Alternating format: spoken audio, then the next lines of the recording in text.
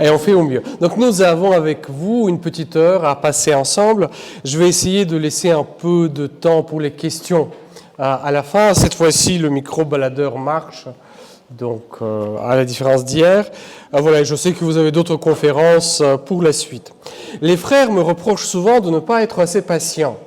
Mais hier, je me suis étonné moi-même parce que les téléphones n'ont pas arrêté de sonner du début jusqu'à la fin de la conférence.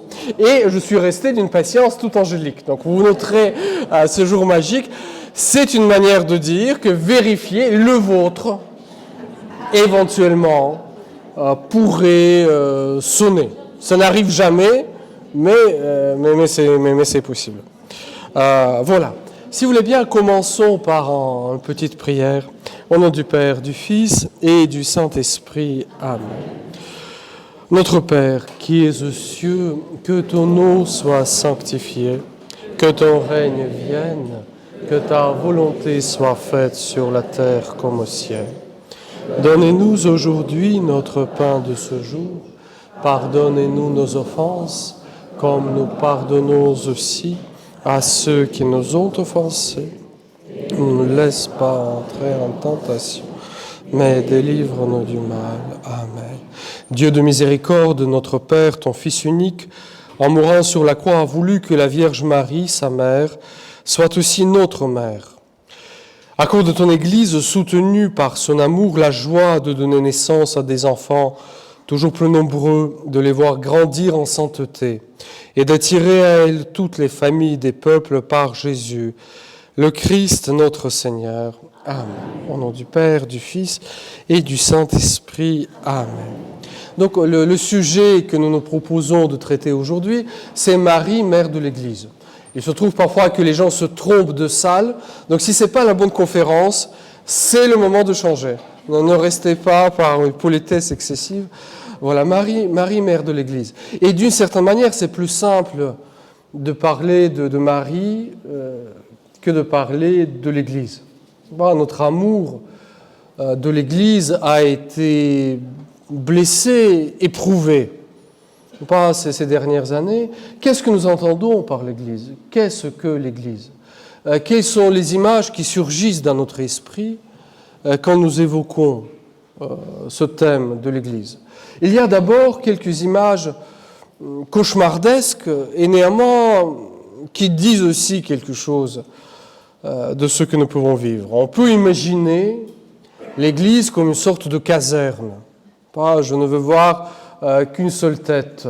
C'est souvent un peu l'image que les personnes extérieures à l'Église ont de l'Église, comme si tous les catholiques voyaient les choses de même manière, votaient de même manière, les légions du pape dirigées par sa parole.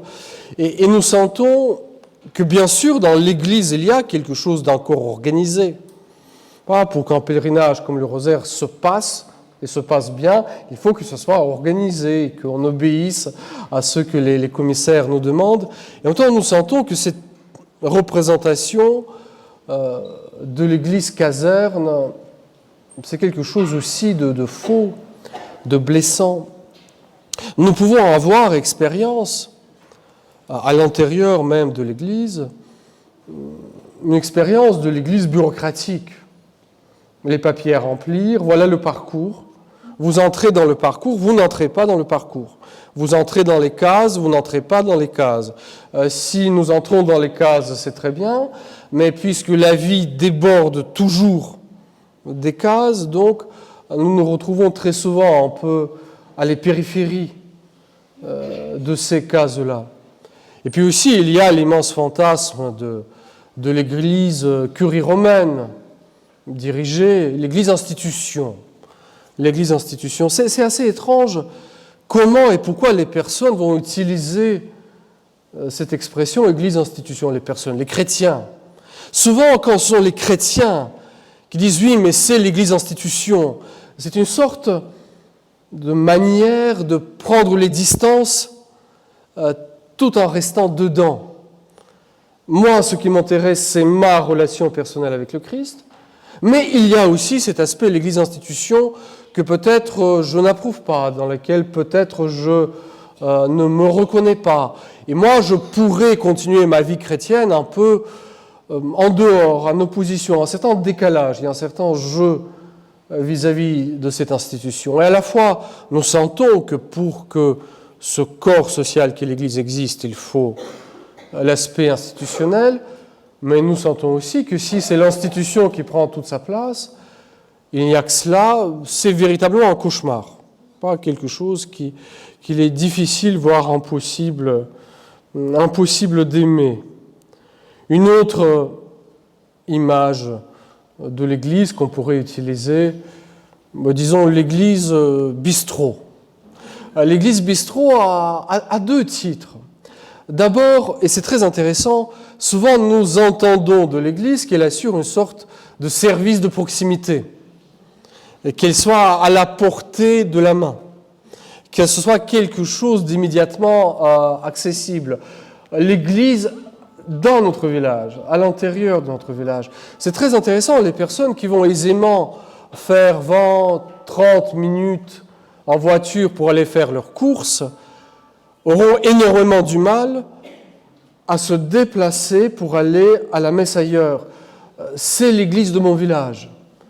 C'est ça ce qui compte. Et cette église se retrouve être de plus en plus souvent fermée. Je me souviens d'une discussion avec un ami prêtre d'ici de la région. Il disait que bien sûr, il y a encore 10-15 ans, souvent dans les petits lieux, dans les petits villages, c'était une dame, un monsieur qui gardait la clé de l'église, qui ouvrait pour les pèlerins, pour les visiteurs, pour un groupe qui voulait s'y rendre. Il dit voilà, aujourd'hui je n'arrive plus à trouver celle ou celui qui garderait la clé. Cette église de la proximité, ce lieu d'une certaine convivialité et de proximité, devient de plus en plus problématique pour ceux d'entre nous qui vivent dans les... Vous voulez me dire quelque chose, madame ? Non, si vous voulez bien, madame, si vous permettez, peut-être on va mettre les questions à la fin, je laisserai la place pour les questions, je vous promets. D'accord ? Je vous prie. Et merci de dire que c'est très bien ce que je dis, j'apprécie. C'est aussi gentil. Mais on va voir un peu la suite. Peut-être il y aura d'autres éléments éventuellement qui apparaîtront. Donc l'église de proximité, l'église comme une sorte de service public qui devrait être assuré, comme l'est la poste. On veut être sûr de la trouver, mais est-ce qu'on est sûr de vouloir s'y investir tout autant? C'est toute une question. Et là apparaît deuxième aspect de cette image de l'église bistrot, le lieu où tout le monde donne son avis sur comment les choses devraient marcher. Voyons, moi j'ai plein d'idées comment l'église devra faire pour que ça marche mieux, et quand je les regarde, ce qui est frappant, ces idées touchent surtout les autres. J'ai plein d'idées, ce que les autres doivent changer pour que ça fonctionne mieux, voire même bien. Rarement j'ai des idées de ma propre conversion. Et souvent ça peut se dégénérer un tout petit peu, j'ose pas dire en bavardage irresponsable, mais d'une certaine manière c'est facile de donner des avis sur les choses où nous ne sommes pas vraiment engagés. Comment est-ce que la responsabilité et l'engagement vont ensemble dans le décisionnaire?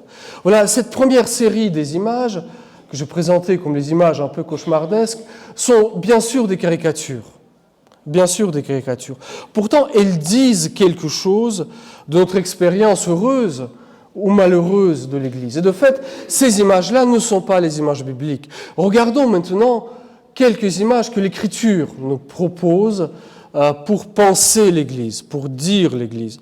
Une des toutes premières images, l'image de la maison. L'image de la maison, d'une demeure. Et c'est une demeure très, très étonnante. Nous avons entendu hier, dans la première lecture, cette histoire tout à fait centrale pour l'histoire du salut. Voilà, David a ce projet de bâtir un temple, un projet pieux, et tout d'un coup, il reçoit une réponse un peu étonnante de la part de Dieu. Dieu qui lui dit « J'ai toujours été un Dieu vagabond ». en Dieu errant, en Dieu pèlerin en quelque sorte. Jamais je n'ai demandé qu'on me bâtisse une maison, et c'est moi qui va te bâtir une maison. Et c'est moi qui te bâtirai une maison. Quand nous parlons de l'Église maison, de qui est cette maison et qui en est le constructeur? Nous, sans doute, parce que notre histoire est intimement engagée. Dieu bâtira une maison, n'est-ce pas? Et Dieu bâtit cette maison d'une manière qui n'est pas tout à fait prévisible pour David. Il y a la promesse de ce mystérieux descendant qui régnera à jamais et qui s'accomplira dans l'Annonciation. Vers la fin des années 60, début des années 70, Ratzinger prononce une conférence. Lui, il a déjà la réputation d'un des experts du Concile, qui a beaucoup marqué le Concile Vatican II, où il a participé. Et on lui propose la conférence avec le titre un peu accrocheur qu'il accepte. « Pourquoi je suis encore dans l'Église ?» Pourquoi je reste dans l'Église? Et quand vous lisez ce texte, on pourrait s'attendre à ce qu'on part de l'accroche et répond très facilement « mais l'Église, c'est très important ». Et c'est frappant que Ratzinger prend du temps pour dire aussi sa blessure, la déception de ce qu'on peut rencontrer dans l'Église. Une sorte d'appauvrissement, de décomposition, une certaine expérience d'injustice. Pourquoi je reste encore dans l'Église? Et vers la fin, il donne plusieurs raisons. Je vais évoquer un élément qui m'a marqué. Il dit qu'il s'est surpris, dans la prière liturgique, presque inconsciemment, de transformer un tout petit peu une des formules. C'est cette formule que le missel français a retrouvée avec la nouvelle traduction. Priez, frères et sœurs, que mon sacrifice, qui est aussi le vôtre, soit agréable à Dieu le Père Tout-Puissant. Et nous prions pour que le Seigneur accepte. Et la version allemande disait accepte cette offrande pour ton Église sainte. Et Ratzinger disait que spontanément, il avait tendance à dire pour notre Église sainte. Et ce petit écart de langage l'a fait réfléchir. Si nous construisons cette maison, est-ce que nous la construisons comme ma maison à moi? J'ai une vision de ce que doit être l'Église. Je sais ce que doit être l'Église. Et fort probablement, le Seigneur me demandera une certaine conversion de cette vision. Comment est-ce que ma vision de l'Église pourra-t-elle s'accorder avec la vision des autres, qui sont souvent fort différentes de la mienne? Est-ce que les visions justes, c'est uniquement l'accord de nos visions à nous? Ou est-ce qu'il y a quand même la primauté de ce que Dieu fait, de ce que Dieu bâtit dans l'histoire? Mon Église à moi, notre Église, ton Église. Comment trouver une articulation juste pour cette maison? Et nous savons d'une manière très pratique et très simple que dès qu'il y a le moindre engagement de notre part dans l'Église, cette mission, elle nous tient à cœur, nous l'aimons, nous nous donnons là-dedans. Pas que ce soit, j'en sais rien, les fleurs, les champs, tel ou tel aspect de gestion.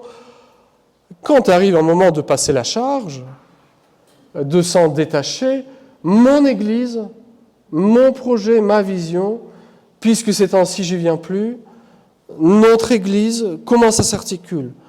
L'Église maison. Une autre image biblique que vous connaissez bien, l'image du corps. C'est une image que saint Paul va souvent utiliser. Voilà, nous formons ensemble le corps du Christ. Il y a chez saint Jean une image qui lui fait pendant, c'est l'image du cep des sarments, l'image de la vigne. Voyez-vous, toujours cette image de l'unité organique, de la même vie qui coule, où nous sentons cette unité profonde. Et si les scandales dans l'Église, si les abus dans l'Église nous blessent tant, parce qu'il s'agit de quelque chose qui relève de notre histoire, de nous, de notre corps, n'est-ce pas? Quand un membre souffre, voilà, nous souffrons avec ces membres-là. Et comme dit saint Paul aussi, voilà, quand quelqu'un se réjouit, nous nous réjouissons. À Marseille, il y a quelques jours, on a eu cette expérience assez extraordinaire de la présence du pape, et c'était extrêmement beau de voir la fierté, pas simplement des catholiques, de la ville, pas de pouvoir l'accueillir, la grande joie simple, humble de cette célébration de l'honneur, voilà, qui est fait, on est honoré parce que le pape est venu jusqu'à chez nous, et on est fier de la fierté des autres, on est joyeux de la joie des autres. L'Église comme un corps, et qui dit corps, dit non seulement bâtir, ou quelque chose de très fonctionnel, dit engendrer, dit élever. Et qui dit corps, dit engendrement. Et là, il y a une place absolument unique, nous en parlerons, de la Vierge Marie. Voilà, ce corps qui naît d'elle, qui vient d'elle, ce corps que nous allons former, que nous formons en recevant l'Eucharistie, il se trouve être lié à l'accueil que la Vierge Marie fait à la parole de Dieu et le don d'elle-même qu'elle fait pour le dessein de Dieu. L'Église comme un corps. L'Église comme un corps. Et l'autre image qui complète et ajuste un peu la précédente, vous la connaissez aussi, c'est l'image de l'Église épouse. Les paraboles du Christ sur les noces. Dans l'Apocalypse, j'ai vu Jérusalem nouvelle descendre du ciel, parée comme une fiancée pour son époux, belle, sans tache ni ride. Qu'est-ce que cette analogie de l'épouse ajoute à l'image du corps? Elle rajoute l'altérité. N'est-ce pas? Le corps, la vigne, dit cette unité, ce prolongement. Ici, il y a le vis-à-vis. Ici, il y a un appel et une réponse. Ici, il y a une sorte de dialogue qui s'instaure entre le Christ et son épouse, épouse fidèle, épouse infidèle. Il y a aussi, tout au long de l'histoire sainte, en quelque sorte, ces scènes de ménage qui ponctuent cette histoire où Dieu traite Israël comme épouse fidèle ou épouse infidèle. Et de même, au début de l'Apocalypse, tous ces avertissements que le Christ adresse aux églises pour leur conversion, précisément parce qu'il veut se la présenter pure, sans tache ni ride. Autrement dit, qui dit Église épouse, dit aussi cette œuvre de fidélité. Une œuvre de fidélité qui grandit dans l'histoire, avec tout ce que cela peut avoir de dramatique. Et voyez-vous, ces images-là, ces images bibliques, Église maison, Église corps, Église épouse, et il y en a beaucoup d'autres que je n'évoque pas ici, disent quelque chose de beaucoup plus profond que le première impression de l'Église bureaucratique, l'Église institution, l'Église lieu de convivialité, de rencontre et de consommation des services cultuels. Qu'est-ce qui est au fond l'Église? Peut-être en des traits fondamentaux, l'Église, c'est un appel et une réponse. Un appel et une réponse. Le terme même grec, Église, ecclésia, signifie la convocation. Pas l'assemblée qui répond à un appel. Donc l'immense cri que Dieu lance à travers toute l'histoire de l'humanité est la réponse à cet appel, n'est-ce pas? De ce cri « Adam, où es-tu » jusqu'au grand cri de Jésus sur la croix, voilà l'appel que Dieu lance. « Venez à moi, vous tous qui peinez et ployez sous le fardeau, et je vous procurerai le repos. » Voilà un appel lancé à travers l'immensité de notre histoire, et la réponse. Et la réponse, car il ne suffit pas que l'appel retentisse, encore faut-il que je réponde, que nous répondions. Ici, dans les estives, vous pouvez voir cette scène si similaire à ce que Jésus évoque, d'un berger qui appelle. Et puisque les brebis connaissent sa voix, elles accourent. Elles connaissent la voix du pasteur, elles accourent. Voilà l'Église comme la réponse comme la réponse à cet appel de Dieu lancé à travers l'histoire du monde. Et ce qui est absolument merveilleux ici, et cela nous rapproche de plus en plus directement vers ce sujet de la Vierge Marie, mère de l'Église, c'est qu'ici, la réponse des uns engendre et prépare la réponse des autres. Que la réponse des uns engendre, rend possible la réponse des autres. Que ce n'est pas uniquement ma relation individuelle avec Dieu. Voyez-vous, si j'ai la foi, c'est qu'elle m'a été transmise. Si j'ai les évangiles dans mes mains, c'est que quelqu'un les a portés à travers les siècles. Quelqu'un m'a appris à dire notre Père. Il y a ces amis de Dieu qui ont marqué l'histoire de chacune, de chacun de nous. Dans la vie religieuse, c'est très clair. C'est la fidélité de ceux qui nous ont précédés qui fait que cette vie religieuse existe aujourd'hui, qu'elle est encore possible. C'est comme dans nos histoires familiales, complexes, certes, blessées aussi. Mais la fidélité des uns, la réponse des uns rend possible la réponse des autres. Cette mystérieuse communion des saints qui se tisse, et la parole du Christ ne peut me parvenir qu'à travers la voix de ses témoins, qu'à travers la voix de ses témoins. Et donc, quand le 21 novembre 1964, Paul VI, dans son allocution à la fin de la troisième session du Concile Vatican II, dans son discours, proclame ce titre de Marie, mère de l'Église, et cette proclamation est reçue par de longs applaudissements des pères conciliaires, sur de longues acclamations. Il y a la reconnaissance de cette vérité-là. Il y a une réponse absolument fondamentale dans l'histoire du salut, qui est la réponse de la Vierge Marie, qui engendre l'Église entière, l'Église tout entière. Dans le mystère de l'Annonciation, la Vierge Marie accueille Dieu d'abord dans son cœur, dans son esprit. Il y a d'abord son consentement, il y a la liberté de sa réponse. Et là, il y a un enseignement absolument fondamental pour tout ce que nous sommes, n'est-ce pas? Dieu veut notre réponse. Dieu veut notre réponse libre, consciente. Comme dit saint Augustin, Dieu qui t'a créé sans toi ne te sauvera pas sans toi. Donc il y a en quelque sorte un double appel. Le premier, celui qui nous tire du néant. Sois, existe. Il est heureux que tu sois. Et il est heureux que tu existes. Je veux que tu sois. Comme dans les premières pages des Écritures, Dieu dit et cela advient. N'est-ce pas? Que la lumière soit et la lumière fut. Et Dieu bénit son œuvre. Et Dieu vit que cela était bon. Et voilà, tout a été très bon.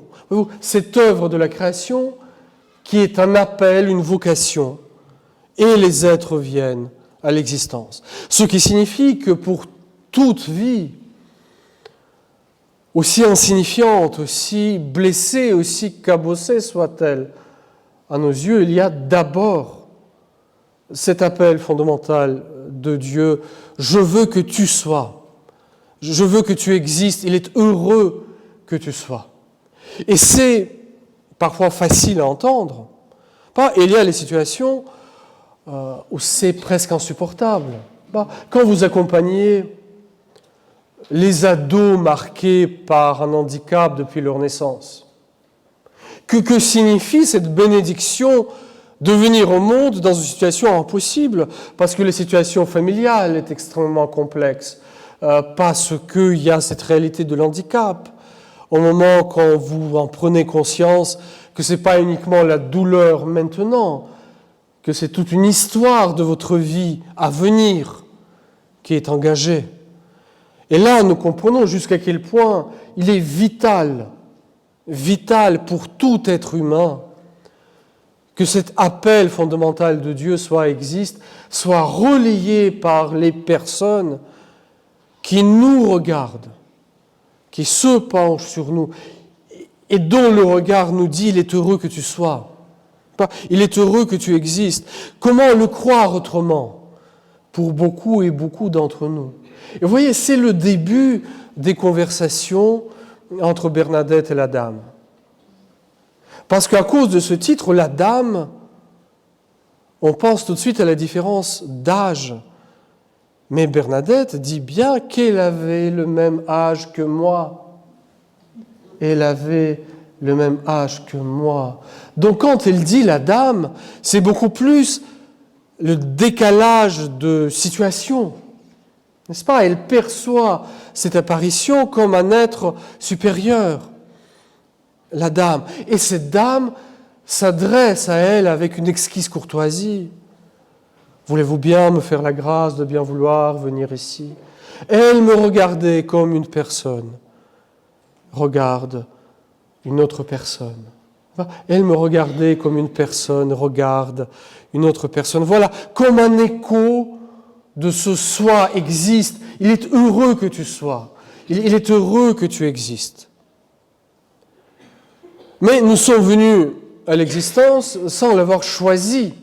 N'est-ce pas? Nous n'avons pas dit oui au moment de notre création, puisque nous n'existions pas encore.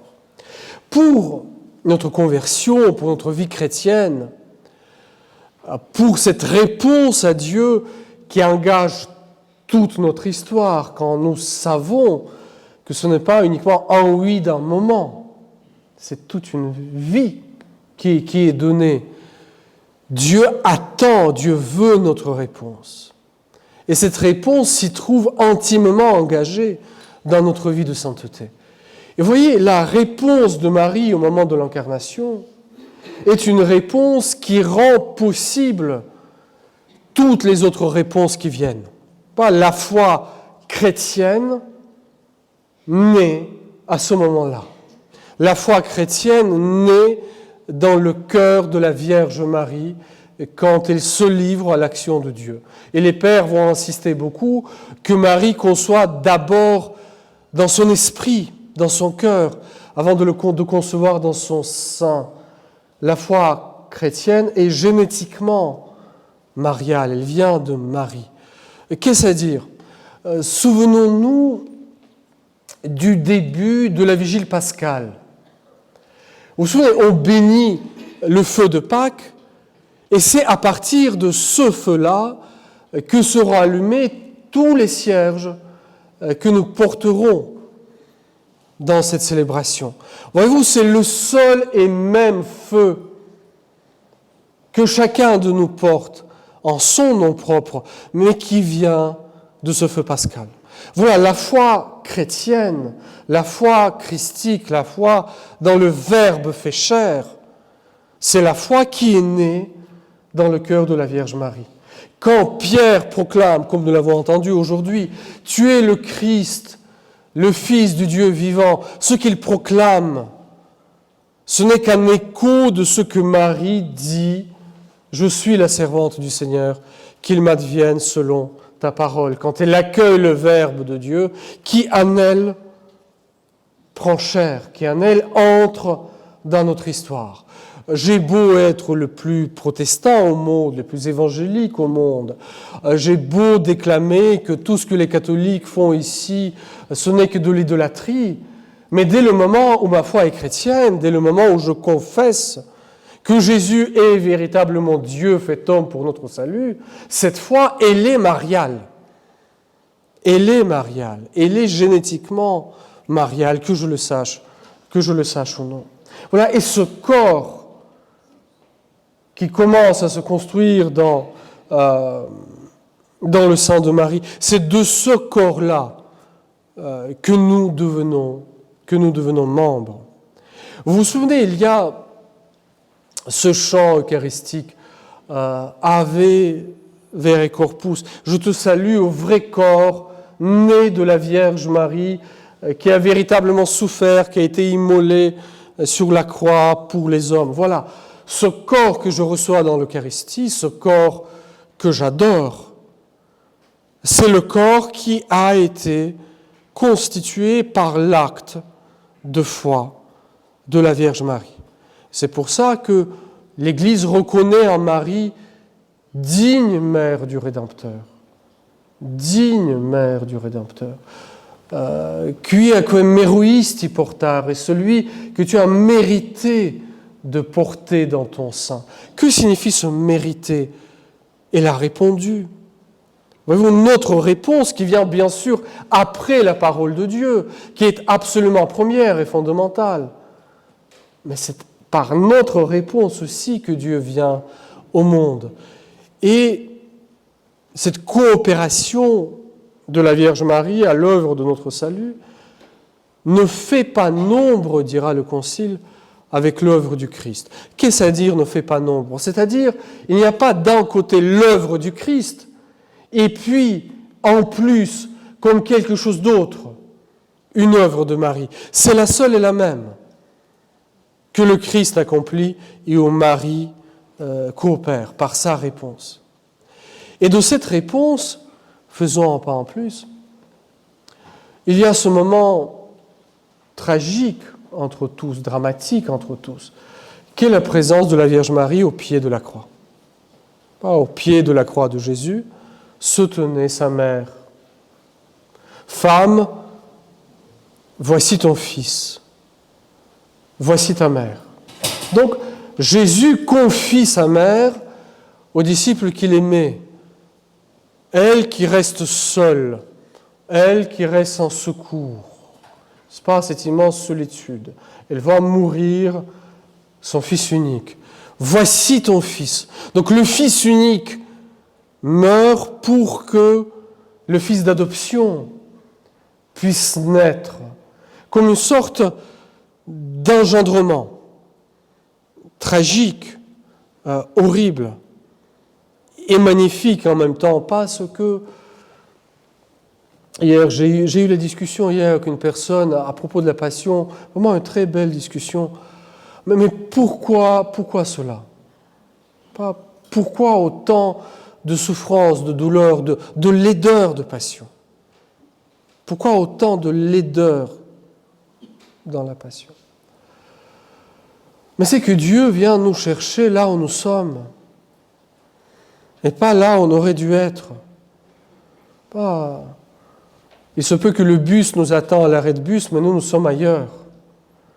Et on a besoin que Dieu vienne nous chercher. Et là où nous sommes, c'est loin. Et là où nous sommes, c'est vraiment marqué par la mort.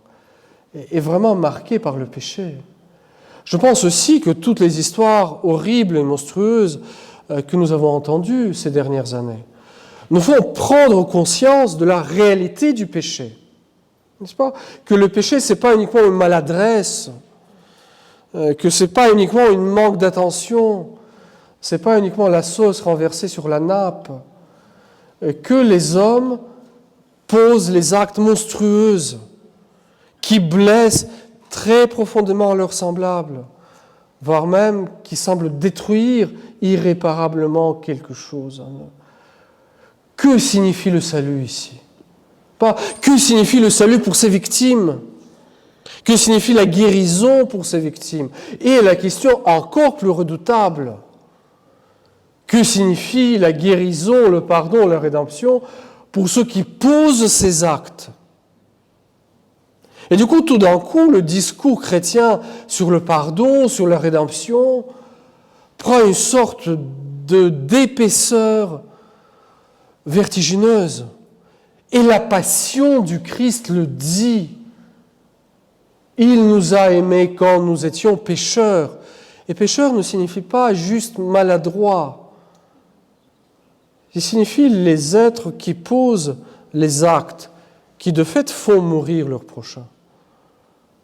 Et parfois d'une manière tout à fait affreuse. Et accepter de mourir pour quelqu'un qui n'est pas juste, c'est saint Paul qui déploiera ce thème-là. Déjà, mourir pour un homme juste, c'est déjà beaucoup. On admire ceux qui acceptent, j'en sais rien, de donner leur sang. Il y a le don du sang, je pense, dans le même bâtiment. De donner leur rein, donner leur vie. et donner leur vie pour quelqu'un qui n'en est pas digne. Ah, ça, c'est aimer. Ça, c'est aimer. Consentir à cela. Pour qu'il vive, voyez-vous, pour que cet fils d'adoption vive, pour que cet être voué à la mort, au péché, à la destruction, pour qu'il vive, pour qu'une autre vie soit possible pour lui, et consentir à cela. Il y a cette image magnifique dans le livre d'Ézéchiel qui décrit l'élection du peuple élu en présentant Dieu qui, en se promenant, voit un enfant abandonné, un nouveau-né mourant, abandonné dans son sang. Il se penche sur lui. Je veux que tu vives. Et Dieu prenne soin de ce nouveau-né abandonné. Je veux que tu vives. Il est heureux que tu vives. Voilà, dans la passion, dans la mort sur la croix, qu'il vive ce fils d'adoption. Que ces fils et filles d'adoption vivent de la vie même de Dieu, même si pour cela, il faut descendre jusqu'à dans la mort. Et c'est pour cela que la préface de cette messe de Marie, mère de l'Église, dira, en recevant au pied de la croix le testament d'amour de son Fils, elle a reçu pour fils tous les hommes dont la mort du Christ a fait naître à la vie divine. Voyez-vous, une naissance, le corps qui s'engendre. Et j'insiste sur ce terme de l'engendrement parce que de fait, l'Église n'est pas uniquement quelque chose de mécanique, de fabriqué, de traficoté. Il y a une vie qui grandit. Faisons un pas en plus, Marie au milieu des apôtres au moment de la Pentecôte. Voilà une autre reprise de ce thème de la maison. Les disciples sont dans une maison et c'est une maison soigneusement fermée, close, barricadée. Ils ont peur. Ils ont terriblement peur parce que la passion pour eux, c'est pas un mot. Ils ont vu quelque chose de l'horreur de cette mort et ils ont peur. Et Marie se tient là, au milieu d'eux, dans la prière. Et la venue de l'Esprit Saint engendre la prédication des apôtres. Et tout d'un coup, cette maison s'ouvre. La parole se retrouve une liberté. Ils annoncent les merveilles de Dieu. Qu'est-ce qu'ils prêchent, les apôtres? Ils prêchent ce que Marie a chanté dans le Magnificat. D'une certaine manière, la prédication de l'Église jusqu'à la fin du monde, ce n'est rien d'autre qu'une variation sur le Magnificat. L'Église orientale dira de Marie qu'elle est la bouche silencieuse des apôtres. Marie elle-même ne prêche pas. Les apôtres prêchent. Qu'est-ce qu'ils prêchent? Ils prêchent ce que Marie a vécu. Ils prêchent ce que Marie a fait advenir au monde en se livrant à l'œuvre rédemptrice. Et elle est là en intercession. Pas comme dit la même préface, quand les apôtres attendaient l'Esprit qui leur était promis, et la joint sa supplication à celle des disciples, devenant ainsi le modèle de l'Église en prière. Il ne suffit pas que la parole retentisse pour que la foi naisse. Il faut que la parole retentisse pour que la foi naisse. Pas, Saint Paul dit, la foi naît de l'écoute, comment croire si personne ne prêche? Pas, si les chrétiens n'annoncent pas les merveilles de Dieu, s'ils ne chantent pas ce Magnificat, s'ils ne disent pas ce que Dieu a fait, comment le monde le saura? Si j'ai reçu ma foi de ceux qui me l'ont transmise, voilà, c'est à nous de le dire par notre vie, par nos paroles. Mais il ne suffit pas que la parole retentisse, encore faut-il que le cœur réponde. Et Jésus dit, nul ne peut venir à moi si le Père ne l'attire. Car la parole du Christ nous semble être, et elle est dure, tranchante. Pas la parole de Dieu est comme une glaive tranchante qui va jusqu'à la séparation des articulations, comme dit l'Épître aux Hébreux. Ah, elle est dure cette parole, qui peut l'entendre, disent les disciples. Voulez-vous partir vous aussi? Vers qui irions-nous, Seigneur? Tu as les paroles de la vie éternelle. Autrement dit, il ne suffit pas que la parole soit annoncée. Faut-il encore que la grâce touche mon cœur pour que je dise c'est vrai, mais c'est vrai. Je repense au récit de cette personne que j'ai aidée dans la préparation au baptême, qui racontait une histoire suivante qui m'a beaucoup marqué. Voilà, quelqu'un de tradition catholique, pas croyant, inscrit ses enfants à l'école catholique parce que c'est ainsi, qui inscrit ses enfants pour les sacrements parce qu'il faut le faire très bien. Les catéchistes insistent, vaut mieux quand même que vous faisiez quelque chose avec vos enfants, que vous lisiez un peu d'écriture. Et la personne qui a une vraie droiture dit, de fait, je les inscris, il faut que je fasse quelque chose. Donc elle ouvre les évangiles, dit, non mais ça, je ne peux pas raconter ça, mais ça, je ne crois pas du tout, ça, c'est du n'importe quoi. Comment on peut croire une chose pareille? Et là, la personne tombe sur le chapitre 25 de Matthieu. Voilà, le Christ qui juge, à droite, à gauche, venez les bénis de mon Père, recevez un héritage, le royaume promis. Voilà, j'étais nu, vous m'avez vêtu, allez-vous-en loin de moi, maudit. Voilà, car j'étais malade et vous ne m'avez pas visité. Voilà. Et là, mais c'est vrai. Et là, tout d'un coup, le cœur de cette personne est touché. La vérité de cette parole s'impose à elle. Et elle appelle son enfant, dit, écoute, j'ai quelque chose à te raconter. Regarde. Voilà. Et elle dit ce qu'elle vient de vivre. Oui, il ne suffit pas que la parole retentisse. Probablement, cette personne a lu cette même parabole, cette même page, déjà. Hein. Mais c'est là la grâce le touchait. Et qu'est-ce qui fait que la grâce nous touche? Aussi ces âmes d'intercession. Aussi ces âmes d'intercession. Et dire que la prière porte la prédication, ce n'est pas une petite phrase pieuse. S'il n'y a pas de l'union intime à Dieu, tout ce que nous pouvons bâtir de nos projets, de l'Église, de l'annonce, de l'évangélisation, de tout ce que vous voulez, cela restera, comme dit saint Paul, juste des cuivres qui résonnent, des cymbales qui retentissent. S'il n'y a pas de l'union intime à Dieu, il n'y aura pas de l'unité intime du genre humain. Vous reconnaissez cette phrase du Concile Vatican II, que l'Église dans le Christ, en quelque sorte, le sacrement, c'est-à-dire signe et moyen de l'union intime avec Dieu et de l'unité du genre humain. Voilà, c'est cette union intime avec Dieu qui permet tout le reste, qui rend à la prédication son épaisseur, sa vérité. Marie qui prie au cœur de l'Église et l'engendre de la sorte. Faisons un pas en plus, l'Assomption. Pour faire simple, l'Assomption, c'est la résurrection de la Vierge.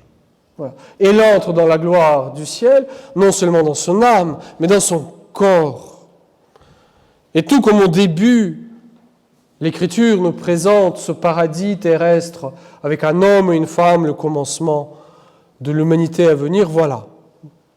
Le Fils et sa mère, deux ressuscités, commencement du monde à venir, commencement du monde des ressuscités. Et c'est là où l'Église est vraiment elle-même. N'est-ce pas? Nous ne sommes pas pleinement ce que nous devons être.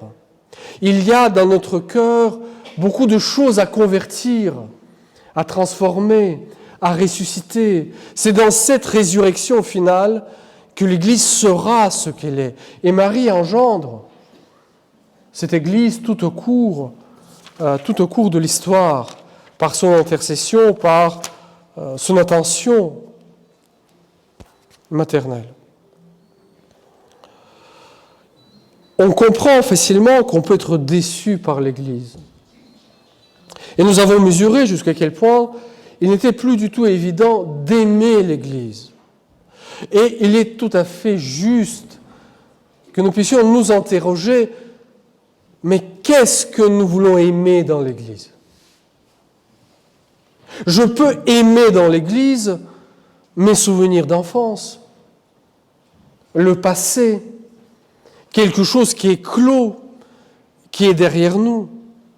Je peux aimer dans l'Église une sorte du projet de l'avenir, la fraternité à bâtir, ce qui n'est pas encore réalisé. Et l'Église est les deux. Elle est cette réalité qui vient du passé et qui est résolument tendue vers l'avenir. Qu'est-ce que nous aimons dans l'Église? Il peut y avoir un amour de l'Église qui n'est pas juste, qui relève de l'idolâtrie, qui a besoin d'être converti. Et les douleurs de l'engendrement aussi le permettent. Qu'est-ce que nous aimons dans l'Église? Et je dirais, en terminant par cela, puisque l'heure passe, vous voyez, c'est facile et pas très intéressant d'aimer les notions. La fraternité, la rédemption, le salut. L'Église, ce sont avant tout les visages. Et c'est peut-être une des expériences du rosaire, les visages. Comme une personne parle à une autre personne. Voilà. Mon enfant, mon frère, ma sœur, je veux que tu vives. Je veux que tu vives. Vous voyez cette phrase qui sert de fil rouge à toutes nos rencontres de ce pèlerinage. Qu'est-ce qui se passe? C'est la Vierge qui s'adresse à Bernadette. Allez dire au prêtre. Elle ne parle pas directement au prêtre. Allez dire au prêtre. Et pour Bernadette, ça coûtera. Parce qu'elle est humble, elle est pauvre, parce qu'elle ne réussit pas son catéchisme, parce que l'abbé Péromal n'est pas une personnalité facile à aborder. Il y a une conférence remarquable, là, cet après-midi, par Yves Chiron, qui vient de publier la biographie de Péromal. Pour Bernadette, ça coûte de bâtir ici une chapelle et pour qu'on y vienne en procession. Voyez-vous, la parole de la Vierge, portée par un témoin, qui permet quelque chose de double, le bâtiment physique, la chapelle, et surtout pour qu'on y vienne en procession. Quand est-ce que l'Église devient visible? Quand est-ce que l'Église émerge? Où est-ce que je vois l'Église? Non pas quand je vois une chapelle vide, mais vous voyez quand dimanche matin, l'univers est plongé gentiment dans une grasse matinée, et les cloches sonnent, et tout d'un coup, dans la cité, émerge ce peuple étrange qui se réunit. Et là, l'Église devient visible. Voilà, le peuple de Dieu se rassemble. L'appel de Dieu a retenti, et le peuple répond. Voilà, l'Église naît. Où est-ce qu'on peut voir l'Église? Vous allez face à la grotte, de l'autre côté du Gave, vous vous asseyez gentiment, et quelle que soit la saison, quelle que soit l'heure du jour et de la nuit, il y aura des flots ou un tout petit filet, des êtres venus des horizons les plus improbables, qui viennent dans cette grotte pour entendre cette parole, mon enfant, je veux que tu vives, pour se retrouver dans ce regard de la Vierge, pour qu'on y vienne en procession. Voyez-vous, Marie engendre l'Église. Marie engendre l'Église. Et cela, pour nous, est un immense signe de l'espérance.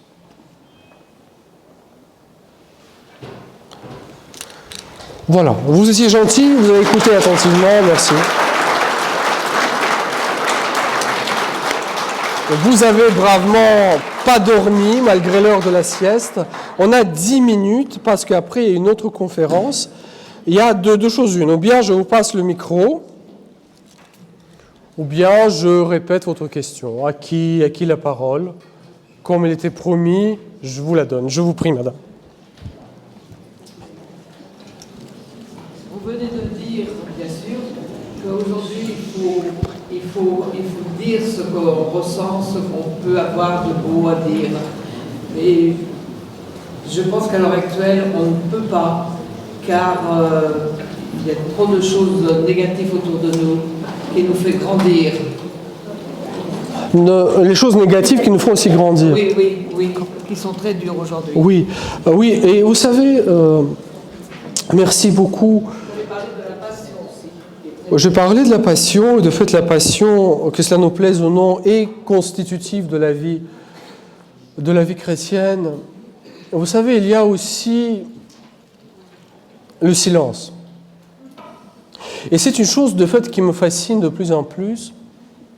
Oui, quand vous lisez la Passion, plus le Christ avance dans la Passion, plus il entre dans le silence. Et à la fin, il est silencieux face au roi Hérode. Il est silencieux face à Pilate. Il y a ce silence du Verbe. Il y a aussi ce silence de la Vierge Marie. Parfois, nous parlons beaucoup trop rapidement. Et face à toute chose sérieuse et vraie, que ce soit dans l'émerveillement devant quelque chose de magnifique, ou dans l'effroi devant quelque chose de terrible, il y a la vérité du silence. Du silence. Il y a l'ancien adage qui dit que le silence est le père des prêcheurs. C'est vrai, n'est-ce pas? La parole juste naît du silence. Il faut le temps du silence, de l'écoute, de prière, pour qu'une parole un tout petit peu plus juste, un peu moins blessante, peut-être même, espérons, parole de guérison et de bénédiction puisse jaillir. Il n'y a pas de pardon facile, il n'y a pas de bénédiction facile, il n'y a pas de guérison facile. L'engendrement coûte, et ça fait partie de la beauté de cela. Autre chose. Eh bien, écoutez, je vous propose de dire un petit « Je vous salue Marie » pour tous nos proches et pour l'Église.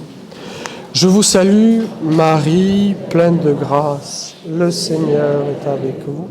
Vous êtes bénie entre toutes les femmes, et Jésus, le fruit de vos entrailles, est béni. Sainte Marie, Mère de Dieu, priez pour nous pauvres pécheurs, maintenant et à l'heure de notre mort. Amen. Merci beaucoup et bon pèlerinage.